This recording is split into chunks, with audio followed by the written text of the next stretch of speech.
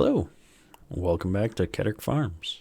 It's been a while since we've checked in on FSN, and so I thought we'd do a quick video because I've got a lot going on here now. First off, we've made a ton of money over the last week. Well, ton being a relative term. To where I was, we had a few $1,000s. Now we're at, let's actually jump in here and see what our net value is, 178.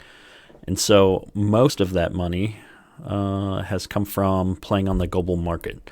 So you can see up here I've got 100,000 in M, which is the metagame, and that's all tied up in the global market. So I've been doing a lot of trading. We've got a lot of warehouses now, moving materials around between countries. I did a video on that, so I'm not going to dive back into that, but we've been doing pretty good. We did transfer out what we could from that. In fact, let's bring up the ledger. I can show you what we've been doing. And so if you remember when we started the global market, I'll scroll back down here, we put 50,000 in, and then I sunk another 20,000 into that to build a bunch of warehouses and buy some materials. I just needed a little bit more startup cash.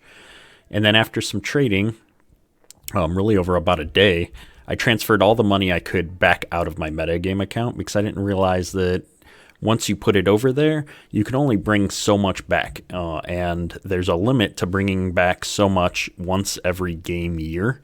And so this is all I'll be able to bring back until the next game year rolls around. And so that happens every 12 days because seasons are 3 days long. There's 4 seasons. Every 12 days I can bring money back. The amount is based on a formula that includes a bunch of different things, but essentially how much money I'm worth, my net value, I think plays a big part of that. And so the more money I have, the more I'll be able to move back. But for right now, the rest of this has been locked up in the global market, so I'll continue to play with this money. It'll keep growing, and then next year we'll be able to bring a bunch more back, hopefully, and be able to use that in-game to grow our farm. Our in-game money has also grown quite a bit, and there's a couple of reasons for that. The biggest, though, prize boxes. We did really good on some prize boxes. We've gotten, 30,000 here from these chests. We did a couple of big contracts. I did a little over 4-hour contract, I think, on Nebraska lands the other night. Didn't record anything because it was pitch black, though.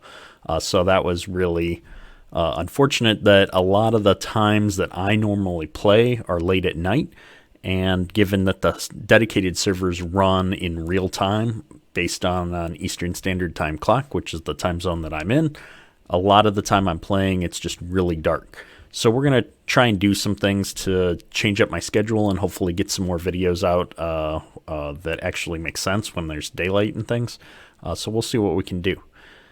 The other thing that we did, we sold off a little bit of our stock that managed to be profitable again. We did some other contracts last night with Breakneck Farms over on Pineapple Bay, and that was a really fun map. That's a map that I haven't seen before. I've never played on it, and after playing on it for a few hours, I really liked the map.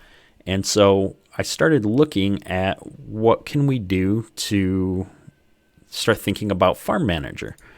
And Farm Manager is something that I wasn't going to jump into right away because you do need a fair amount of money to start playing as a farm manager. You get 500K to buy land as kind of startup money when you become a farm manager. But generally, best practice, you want to get as big of a field as you can to start with because you don't know when you're going to be able to buy your next field. You're going to have to wait for that land to come up on auction, and that can take a while. And as an example, if we come in here, and if I can find the auction house, and we go to buying land, the current auctions, I've got some things coming up on all these different maps, but there's nothing on Pineapple Bay, and there's nothing on Pineapple Bay in the queue here. In fact, if I look at completed auctions on the right-hand side, I don't even see, here's one that happened a little while ago. And so that's a few auctions back, but we don't have any land coming up anytime soon. And so I think I'm going to try to do Farm Manager on Pineapple Bay. One of the big reasons why I'm looking at that server is it has availability, and it's actually a nice looking map. So if I can change here to the servers, a lot of the servers are already full. So these servers have been around for a while, and I'm definitely not a fan of EU type maps. The European maps are just not friendly to the type of equipment I like to run, and hedgerows and fences and things don't get along with me, or I don't get along with them, I should say. And so I've looked at a lot of these maps. They're full. Spaces do come available. People's farms have gone out of business and spaces jump back open. But I looked through a lot of these maps, and some maps like New Woodshire I actually started to do a series on. I thought really hard about Lone Oak because I've never done a series on that map, but I have played it offline. And so a lot of these maps I've already played. After doing some contracts on Nebraska lands, I just don't think that's going to be a very interesting map to play on because for myself, the fields are all really big and really square. And given that we can't use course play or workers, we're going to be doing all of the farming by hand. I'd rather have fields that are a little bit more interesting, have the map be a little bit more scenic, things to look at, curvy roads, things like that to make things a little bit more interesting as we're doing the farming. And again, all of these maps are just really, really full. And then I came across Pineapple Bay, which is not very full. The map was pretty interesting. And so we're going to go ahead and take a look at this map and then submit for Farm Manager on this map because it looks like it's going to be a good fit for us. So let's go ahead and bring up the map and look at it real quick. All right, so here we have the Pineapple Bay map from server 22. And so we can see here that there are 2 players on this map. Volt is over here with field 4, and I didn't capture the land area, but it's really this whole area around this field. And so he's got a lot of equipment storage and stuff here. And then Breakneck Farms has both field 17 and field 49 here. And that's who I was working with yesterday doing some contracts. And so we spent a lot of time talking about the map. He was really excited to hear that I was thinking about moving in.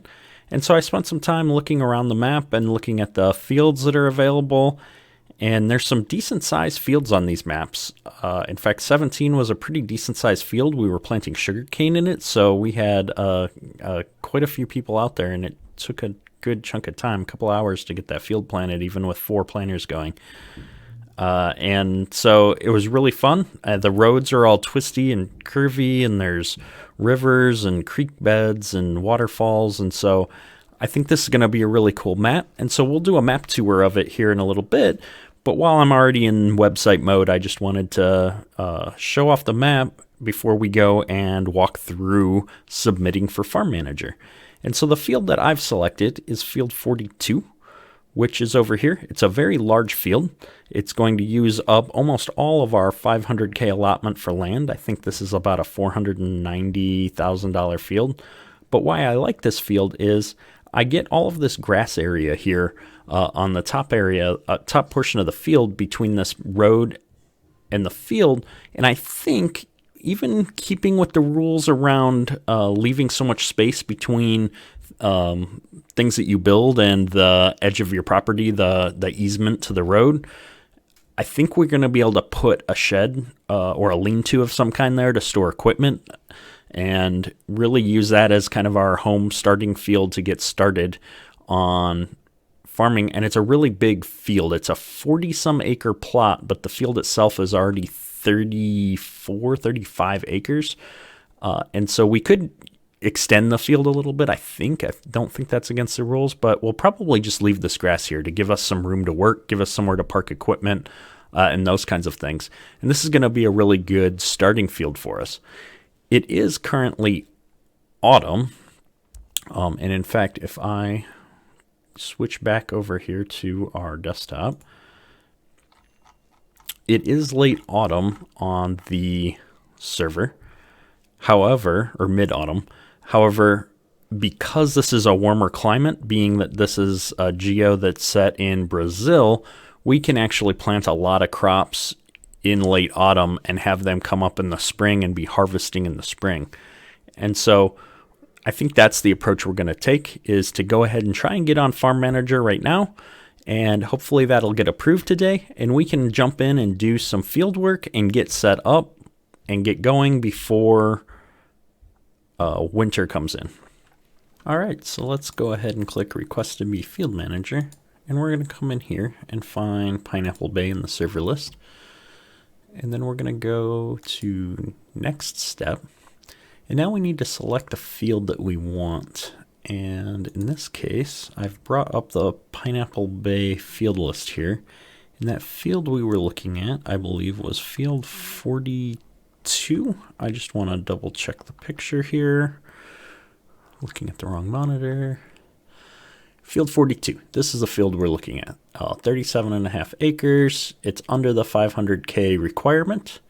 And so we're going to go ahead and find field 42 in the list. And submit to be Farm Manager. Now, we'll read this blurb here. You have submitted to be a farm manager. Please note that we work on things on first come, first served basis. If someone was here before you and takes the last slot on the map, you'll have to wait for another slot to open up. Alternatively, I can resubmit. That's fine. There's plenty of slots. So at some point here, somebody's going to take a look at that and go through it, and we will get granted our field manager status. Now, you may be saying, Ketrick, you're crazy. You don't have enough money to buy all the equipment that you need. Well, luckily for us, and this is the great thing about doing contracts and why I really recommend that you get out there and do contracts, not just on the training server, but with real live players whenever you can, is I spent quite a few hours on the server last night talking with Crush from Breakneck Farms, and we've worked out a deal where he's going to let me borrow some of his equipment as I'm getting started in my first couple of years on Pineapple Farms, because he was really excited to have a neighbor, somebody that he can work fields with. We can trade work and jobs. And so we did some extra jobs, and he's going to let me use some of his equipment to get going so that I can get started without having to necessarily buy all the things that I need up front. The other great thing that's available to me that I've done some looking at is, in addition to the money I've already got, I can go and get a loan. And a lot of the player banks may be reluctant to give out large loans to a new player such as myself. I don't have a lot of credit history. I don't have any equipment or land at this point. But the NPC banks will actually still give you loans, and the Squirrel Credit Union has actually got a pretty good deal where I could get another $166,000 just about at a 2% interest rate. Now, 2% is high compared to some of the other rates that I've seen for larger loans from some of the player banks, but it's also not that bad. Some of the other loans are upwards of 4 or 5% per day. And so this, if we needed it, we could come in here and get a little bit of extra money to keep us going. I don't think we're going to. I think we're going to be in a pretty good spot right now. And so we're going to go ahead and wait until our farm manager status gets approved. And then we're going to jump into the game and do a little bit of a map tour.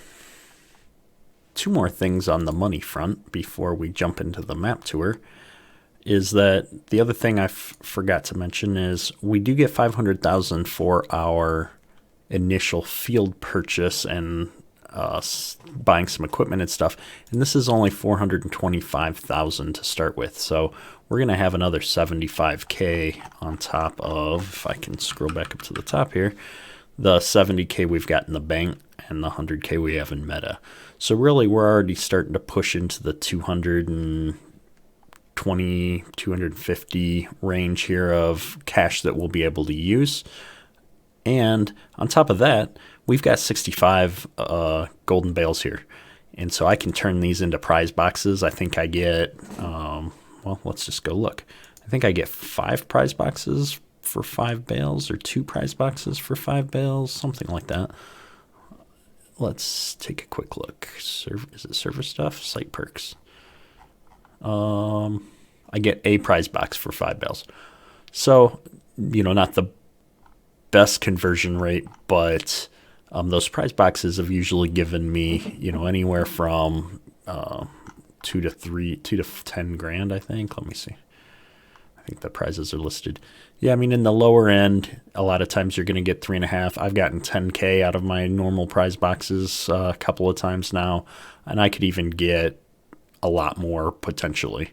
I wouldn't count on hitting anything up here, but on average, I think we're going to get some good rewards from that, and so I could turn that into a little bit of extra money, a little bit random maybe there, but it's still worth keeping in mind that we've got some other options available to us. So with that, let's go ahead and jump in and do a map tour. Here we are in Game in Pineapple Bay. We're going to borrow a truck from Breakneck Farms and drive a little bit around the map here.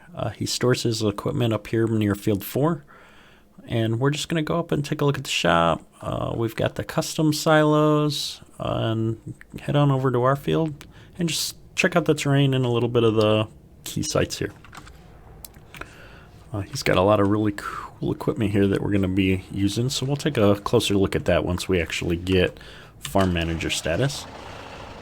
Go ahead and pull this truck out.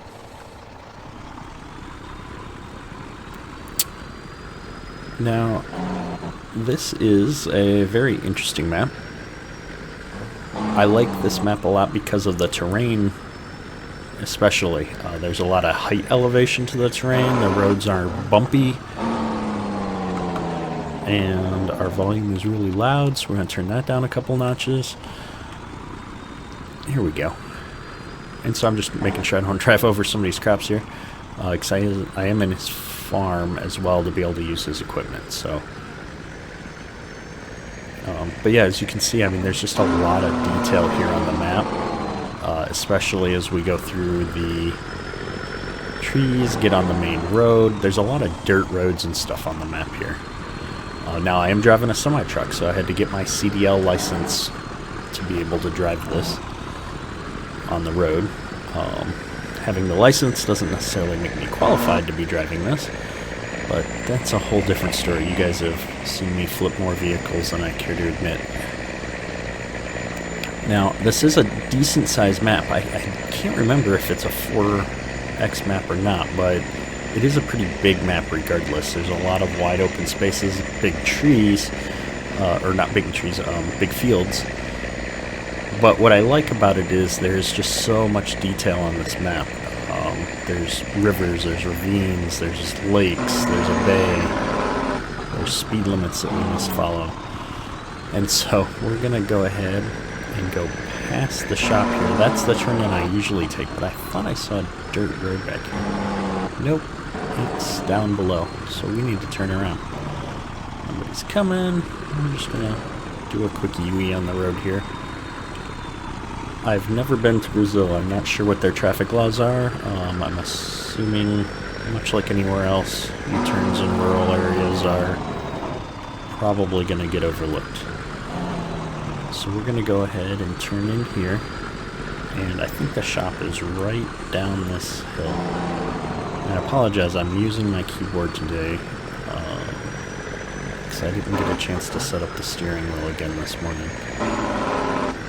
Gotta take advantage of nap time for the toddler when you can, so rather than spend 15 minutes setting everything up, I jumped right on to start recording. And so we got the shop on the right hand side of the road there, I believe is where I can actually go to buy the equipment. But everything's going to show up here in this area. And so we've got the contractor equipment, storage is over on the other side. You've got a workshop area, and there's even a forklift or a telehandler here to be able to help you load pallets up at the shop. And what I like about this is that while it is a big map, it's not that far away from the farm where all of the equipment's being stored. And if we come down this road just a little bit, I don't see a speed limit sign. We're going to go 45. We're going to come down this road a smidge. The custom silos are right down here, along with lime and herbicide buy points. And so you've got all the customs trucks and the sell point here for customs, which is super handy because this is not going to be that far away from where our farm is. And so let's run over to where we're going to start farming, because this is really the key spot. This is where we're probably going to take most of our crops and sell them on the global market. Ooh, and there's a pressure washer. Well, since Breakneck Farms is being so kind to let us use their truck, the least we could do is wash it off. We'll just get this sprayed off here, make it nice and clean for when we take it back. There we go. Nice and shiny, just like new. Alright, so let's jump back in here real quick. Oh, we're going out. Wrong way. So we're gonna head back down back out on the road, and we're just gonna go down a little bit farther here, and there's a turn into a nice little dirt road that'll take us up to our field. And that turn into the nice little dirt road is, oops, just up ahead here. There's a lot of little dirt roads. Don't want to get on the wrong one, or who knows where we'd end up. And so I believe the dirt road in question is this one right here. And so this is going to be handy to get to the custom silo, to just come right out onto the main road and only have to go down the main road a few feet to get there. And so we're going to set our cruise down to 30 while we're off-road here. Keep us from going too crazy. The other nice thing is the latency on this server is really good. I think we're at, what, 26%? My head's probably in the way. 26 milliseconds. And so that's really pretty good for farming simulator servers, in my experience at least. And now as we get up here, I am keeping the mini-map on because I've not gotten super used to don't drive on the field. Emergency. Bad driver. Sorry, I'm getting distracted. We're keeping the mini-map on because this is a map that's still pretty new to me. And so there's two ways we can get back to our farm. We're going to take this way this time, and we'll show the other way in a few minutes here. This little dirt road with a semi ought to be interesting because there's a big ravine over here because the river runs through a little bit of a valley over here out to the bay. And that means that there's a bridge that we need to take here. And this is quite the large semi-truck here, and this is a little rickety wooden bridge, and we're going to go across the wooden bridge here real quick, and then I'm going to get out and show you guys why it can be kind of fun sometimes. If you come out here, it's actually been scripted to sway a little bit, which can be interesting because the bolts don't move when the bridge sways. But if you ignore that for a moment, it's a really cool effect because it's like you're really on an old rickety bridge that's moving a little bit when you're driving on it. And so the first time I drove across this, I was just looking around and the swaying really threw me off for a few seconds. So it's little touches like that to maps that just really make them more interesting to play, in my opinion. And so we're going to run up the hill here. Be very careful not to fall off and roll this equipment. Not even sure how we would get this back out of the ravine. And you can see over here, I'm going to hop out actually for a second. We've got a really cool dam over here holding up the water, and we can actually drive across the top of the dam. There's a paved road that goes up there. So that's the other way we can get from our farm back out to that dirt road that goes to the main road. But this one's a little bit shorter, and it pops us out here onto this barely paved road. I guess it's sort of paved, and this is going to take us right over to our field.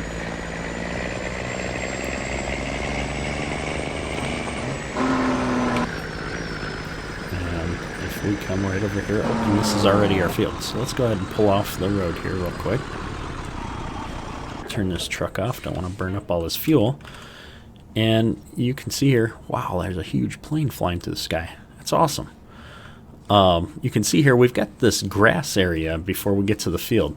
All of this is ours. If I bring up the map, you can see this purchase area. I get this grass area all the way up to the edge of the road here would be part of my land. And there's a little bump over here that we'll go take a look at. I haven't been over there yet. But we do have to leave, I think it's 8 meters between the road and anything that we do.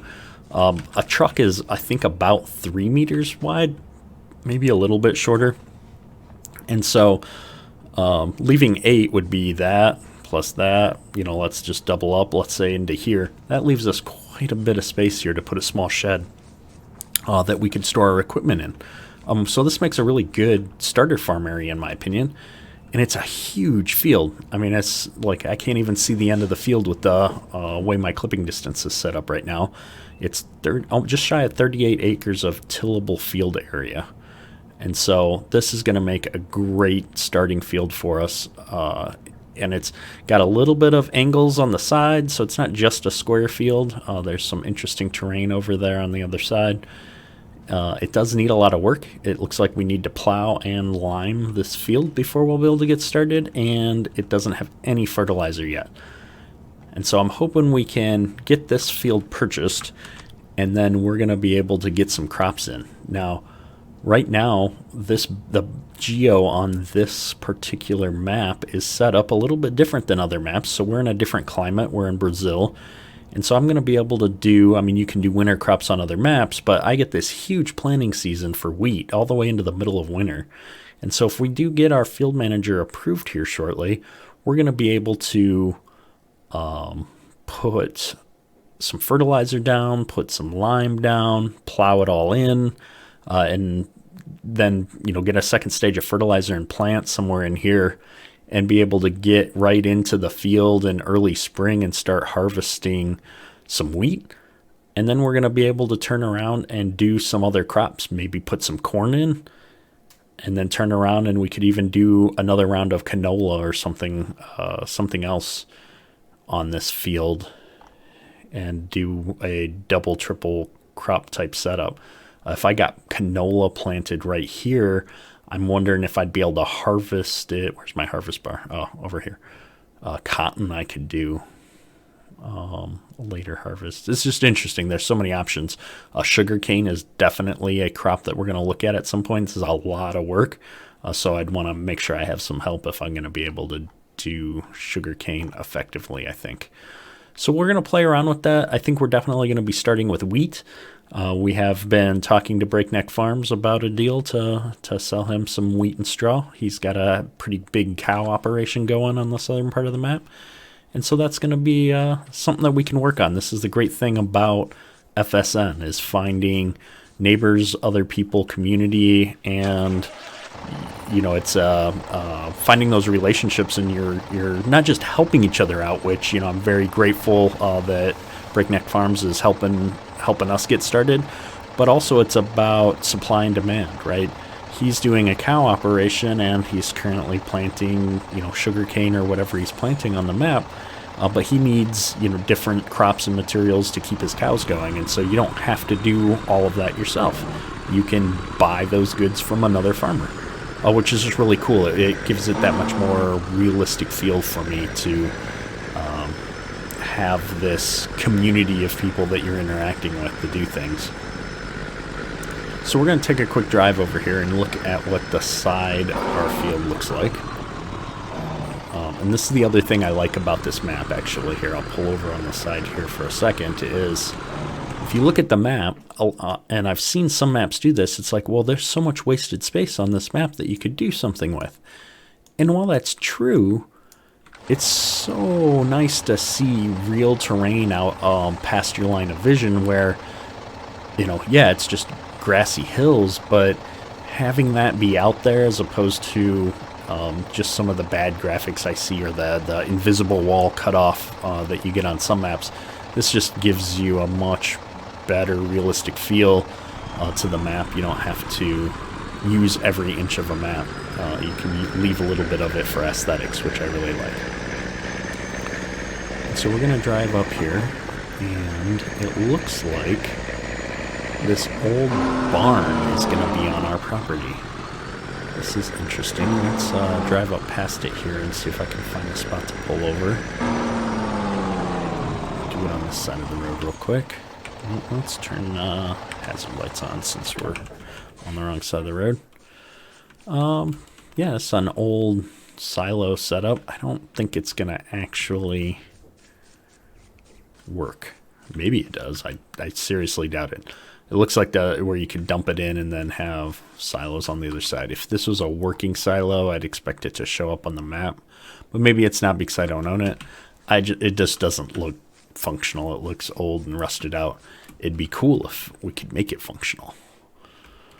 Go in, mod the map. I'm not certain we're going to get approval to do that. Ooh, the ladder even works. Oh, it's a cool little building now. Well, I'm glad this is on our farm. And worst case, we're going to be able to, potentially maybe clean some of this out, park a little bit of equipment over here or something. I'm not sure. We're going to figure that out once we get approved. So let's just go ahead and do one other thing. I wanted to kind of cut through and take this truck back to the farm. And so we're going to do that, not hit this tree. And so we're going to take this back over to the farm and park it, and just give you guys a little bit of a time-lapse scenic view of some of the rest of the middle part of the map.